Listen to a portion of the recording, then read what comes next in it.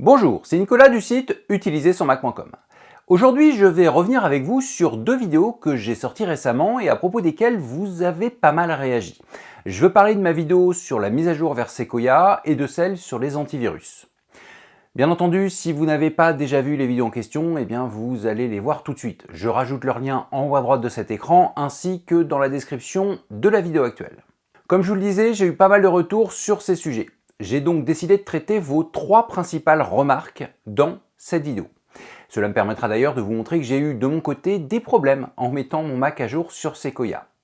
Sinon, rapidement avant de commencer, abonnez-vous évidemment à la newsletter de mon site, c'est gratuit et cela vous donne accès à des conseils exclusifs. Le lien est également en haut à droite de cet écran ainsi que dans la description de la vidéo. Mais donc, comme je vous l'ai dit, je vais répondre à certaines de vos remarques sur cette mise à jour majeure de macOS ainsi que sur les antivirus. Première remarque, vous avez été nombreux à me dire que je prends trop de précautions pour mettre à jour mon Mac. Certains m'ont même dit que cela ne servait à rien et qu'on pouvait réaliser cette mise à jour sans réfléchir à quoi que ce soit. Alors je vais redire ce que je dis chaque année. Mon boulot, c'est de vous montrer comment utiliser son appareil Apple de façon fiable. Et le mot est important. Évidemment, vous pouvez mettre à jour votre Mac sans vous poser toutes ces questions. Au même titre que j'aurais pu conduire ma voiture sans mettre ma ceinture de sécurité ces 5 dernières années, puisque, sauf erreur de ma part, elle ne m'a servi à rien pendant cette période. Mais même si la loi ne m'obligeait pas à m'attacher en voiture, franchement, je le ferai quand même. Puisque le jour où on doit freiner brutalement, je ne parle même pas d'un accident, on est très content de l'avoir mise. Eh bien, les mises à jour majeures sur les ordinateurs, c'est pareil. Si on les fait les yeux fermés, il y a de fortes chances que cela se passe bien malgré tout. Mais si ce n'est pas le cas, vous allez perdre un temps fou à résoudre les problèmes. Et d'ailleurs, j'ai deux exemples à vous donner pour vous montrer que mes conseils ils ne sont peut-être pas si inutiles que ça. Le premier ne concerne pas les Mac mais les iPads. Lorsque Sequoia est sorti, Apple a également proposé au téléchargement iOS 18 ainsi qu'iPadOS 18. Or, sur ce dernier, au bout de quelques heures, Apple a retiré en catastrophe des téléchargements la mise à jour pour les iPads avec processeur M4. Alors, pour faire simple, il y avait encore des bugs qui font que ça s'est très mal passé pour ces iPads et certains se sont d'ailleurs retrouvés bloqués. Et quand je dis bloqué, c'est vraiment bloqué, pas de restauration pour les débloquer.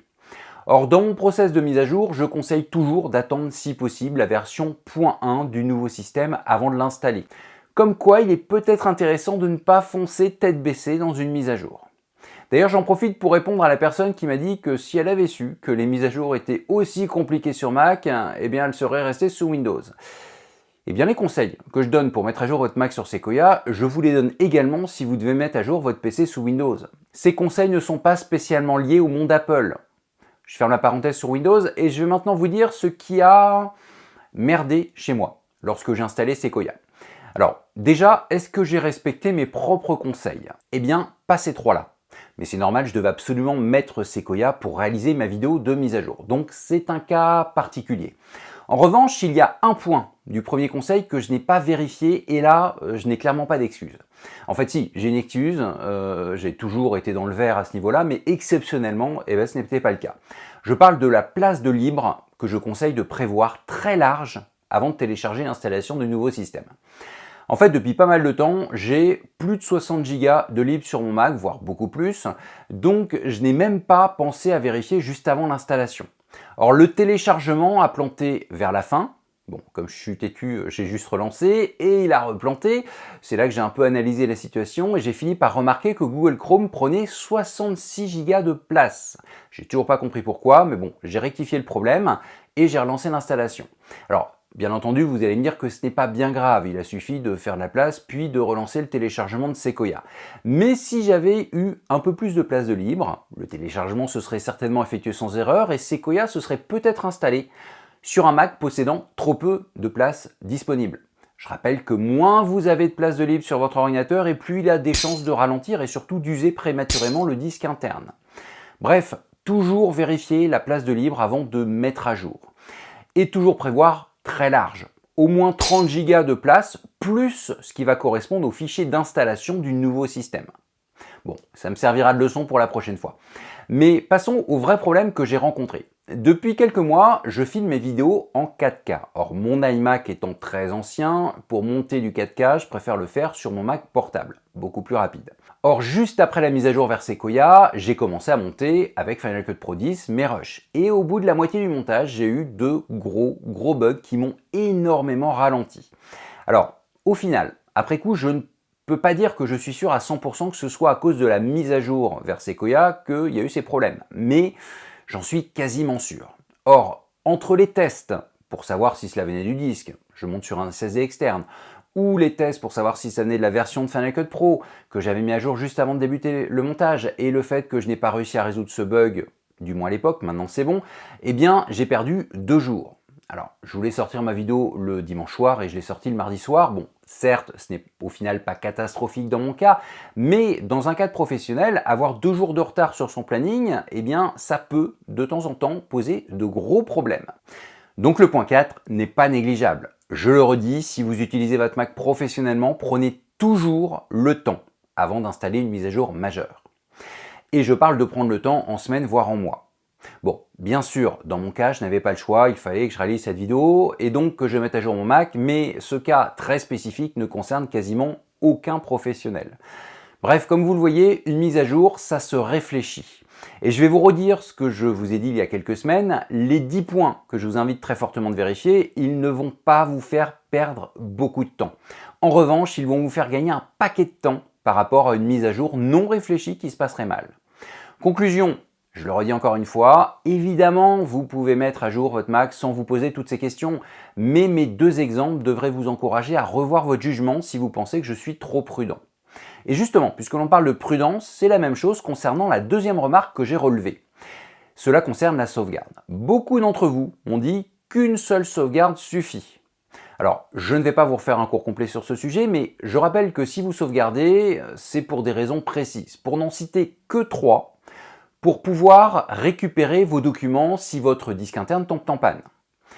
Pour pouvoir récupérer vos documents si votre maison brûle avec votre ordinateur, et son unique sauvegarde dans ces cas-là, même problème si vous êtes cambriolé, et pour pouvoir récupérer vos documents si votre Mac est infecté par un ransomware. Et s'il n'y a qu'une seule sauvegarde, on peut penser qu'elle sera elle aussi infectée dans ce cas-là. Bref, plusieurs sauvegardes, c'est beaucoup plus sécurisant. Mais il y a également une autre raison pour laquelle je suggère très fortement de réaliser un clone de votre Mac, en plus de la sauvegarde Time Machine, juste avant d'installer une mise à jour majeure.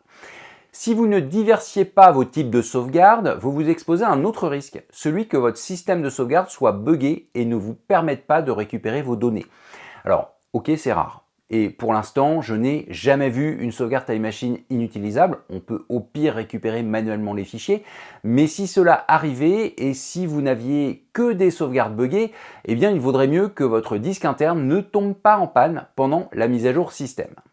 Bref, comme pour le point précédent, c'est une question de risque. Et oui, il y a très peu de risques pour que vous ayez besoin de votre sauvegarde, mais le jour où vous en aurez besoin, et cela arrivera obligatoirement un jour, peut-être pas suite à une mise à jour système, mais cela arrivera, il vaudrait mieux que votre sauvegarde ne soit pas corrompue. Et la meilleure façon pour cela, c'est d'en avoir 2. Bon, je passe rapidement au 3e point que je souhaitais aborder. Suite à ma vidéo sur les virus, eh bien j'ai eu le droit à plusieurs reprises au bon vieux « les antivirus ça sert à rien sur Mac, il n'y a pas de virus ». Alors déjà, si vous avez eu ma vidéo, et j'espère que c'est le cas, vous savez qu'on ne devrait pas parler d'antivirus, mais de suite de sécurité, puisque les virus ne sont qu'une toute petite partie du problème. Et ensuite, bah si, les malwares, puisque c'est d'eux dont on parle, il y en a sur Mac, depuis de nombreuses années. Donc certes, je vous ai expliqué que je n'avais pas de suite de sécurité sur mon Mac, et encore plus important, je vous ai expliqué pourquoi. Mais dire qu'il n'y a pas de malware ou même de virus sur Mac, c'est factuellement faux. Évidemment, si vous demandez à un fabricant d'antivirus ce qu'il pense de cela, il va vous noircir le tableau pour vous encourager à acheter sa solution. Mais il ne faut pas non plus tomber dans l'excès inverse. Comme je vous l'ai dit, j'ai un process que je me dois de respecter afin de ne pas avoir de gros problèmes au niveau malware. Mais si vous ne le respectez pas à la lettre, un antivirus n'est pas du tout déconnant sur Mac. Bon. De toute façon, je ne vous refais pas cette vidéo, mais autant je ne suis pas alarmiste au sujet des malwares, autant je ne vous dirai pas que ce n'est pas un problème et que vous ne risquez rien si vous n'en tenez jamais compte. Pour conclure cette vidéo, je dirais que les 3 remarques que j'ai développées ont un point commun. Elles concernent toutes les 3 des sujets qui n'ont que peu de chances de devenir problématiques. Mais lorsqu'ils le deviennent, si vous n'avez pas pris vos précautions avant, eh bien c'est trop tard. Soit vous allez perdre du temps, soit vous allez perdre des données, soit vous allez perdre de l'argent. D'ailleurs, ça donnait quoi ces mises à jour système chez vous? Et je ne parle pas que de Sequoia, mais également d'iOS 18 et d'iPadOS 18. Dites-le moi en commentaire. Depuis la sortie de ces deux vidéos, donc sur Sequoia et les virus, vous avez été nombreux à m'avoir envoyé des emails pour me poser des questions. J'ai profité de cette vidéo pour aborder 3 sujets que vous m'avez souvent remontés, mais je rappelle que si vous m'avez envoyé des questions par email, il y a de fortes chances pour que vous n'ayez pas une réponse. Je le dis à chaque fois, je reçois beaucoup trop de courriers électroniques. Si vous êtes dans ce cas, et si votre question n'a pas été traitée dans cette FAQ, je vous invite à la reposer, mais cette fois-ci dans les commentaires de la vidéo correspondante, que ce soit sur YouTube ou sur mon site internet. Je ne garantis pas une réponse, mais je vous garantis que je réponds plus facilement en commentaire que par email. Comme à chaque fin de vidéo, je vous invite bien sûr à la partager au maximum autour de vous et à mettre un petit pouce vers le haut si vous l'avez trouvée intéressante. Abonnez-vous à ma chaîne YouTube et à la newsletter de mon site. J'offre gratuitement aux abonnés de ma newsletter des conseils exclusifs qui ne sont disponibles ni sur le site utilisersonmac.com ni sur la chaîne YouTube correspondante. Bien entendu, je vous donne rendez-vous pour une prochaine vidéo. À très bientôt!